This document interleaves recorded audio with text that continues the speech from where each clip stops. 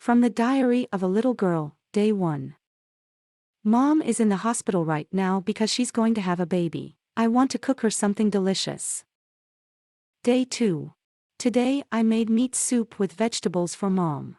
It wasn't easy, but I cooked it with love. I came to the hospital and gave it to my mom. Mommy was very happy and said I was a good girl. I asked, will the baby have an egg in her tummy too? Mom said yes, when she grows up. I would like my sister to eat my soup. Day 3. Mom came back from the hospital with her sister. Her name is Kaori, and she is very beautiful. I wanted to play with Kaori, but Mom wouldn't let me go to her. She told me to go to my room. I felt very sad. Day 4. Dad came home from work early today. I wanted to play with him, but he was playing with Kaori. He told me to go play in my room. I felt very sad. Day 5. Grandma and Grandpa came to visit us today. I was glad because my grandparents always played with me. I asked my grandmother to read me a book, but she told me to go to my room. Grandma, Grandpa, Mom and Dad were all messing around with Kaori. They spent all their free time with my little sister. Mom said, Kaori is so beautiful. I would have eaten it. Dad replied, you're right, so am I. Day 6. Today I made meat soup with vegetables for my parents. I cut the vegetables easily, but the meat was very difficult to cut into pieces. After dinner, the parents began to walk around the house, shouting, Kaori, Kaori. My parents were looking for my sister everywhere. Have you seen her? She's so beautiful that everyone wants to eat her.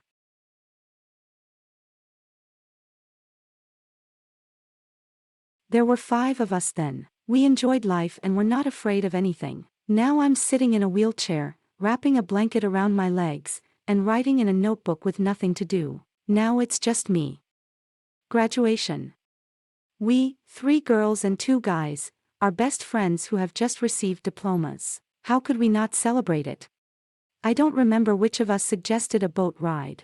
Most likely, Sonia, an adventurer. Anyway, we sailed across the lake on a warm, almost bright June night. Look, the star is falling, Lisa shouted joyfully. One silver line traced the sky, then another, then another. Making a wish, everyone was laughing, looking at the sky, pushing each other, and I suddenly felt sad. They burn up in the atmosphere, I sighed, which alarmed everyone else.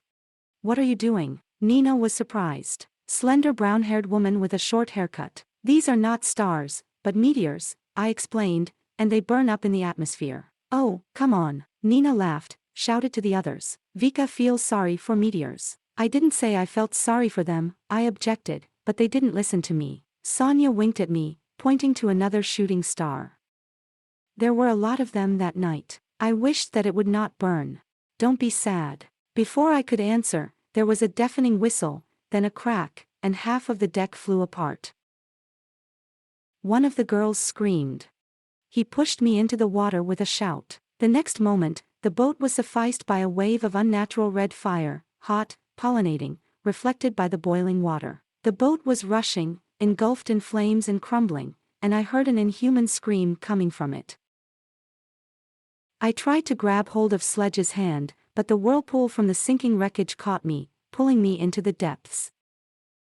I surfaced, gasping, and immediately something pulled me down again with incredible force. What I saw, already plunging into the murky water, was another meteor. There was only one thought in my head. I want to live.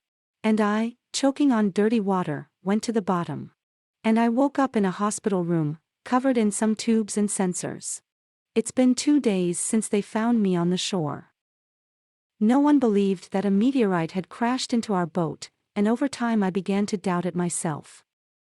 One of my legs is disfigured and motionless, and there is a burn mark on my back, but I still live. And my friends are lying somewhere at the bottom of the lake with a fallen star. Sometimes I wonder if she would have fallen if we hadn't wanted her to. And I would have died if we hadn't asked for the life of another star. It could be a coincidence, or it could be something else. so it's better not to make wishes in a starfall. A few days ago I had a very strange dream. I was standing on a long, narrow road that led to my school. It was strangely quiet, there was no wind blowing, no birds singing and no insects buzzing. The road was completely empty, and there was no one around. I followed it. It was then that I had a strange feeling that someone was looking at me. Looking over my shoulder, I noticed a small human figure. The man seemed to be running at full speed. I walked forward, but every time I looked back, the person was getting closer and closer to me. This whole situation started to make me very nervous. He just kept getting closer and closer to me. At some point I stopped and looked back. The man also stopped. He just stood in the middle of the road and stared at me. When I started walking again, the man ran after me. Eventually he got close enough to me that I could see his face. It was a clown, one of those sad clowns that you can see in pictures. He was wearing a shabby hat and a worn-out coat, like a tramp.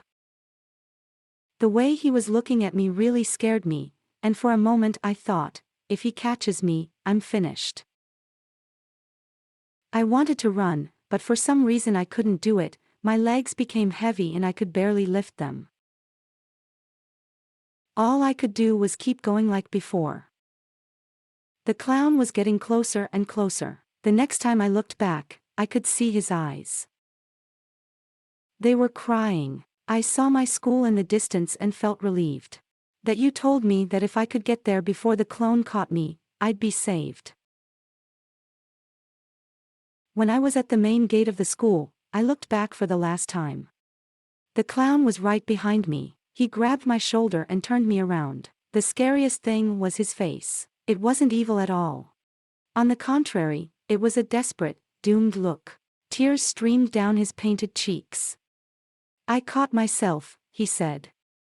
Then, to my surprise, he just let me go and started walking away. And she remained standing in complete bewilderment. How could I be so stupid? I was afraid for no reason. I started laughing to myself. The clown stopped and looked back. He took a rusty knife out of his pocket and held it up to his face. And if I catch you a second time, you'll feel bad. The third time I have to deal with you. See you later. Having said that, the clown wiped the tears from his face and left. I woke up in a cold sweat. Ever since I had this dream, I'm too scared to go back to sleep. I drink coffee all day, trying not to fall asleep. I'm afraid to close my eyes even for a moment. I'm afraid I might fall asleep. And if I have a dream, I know that the clown will be waiting for me.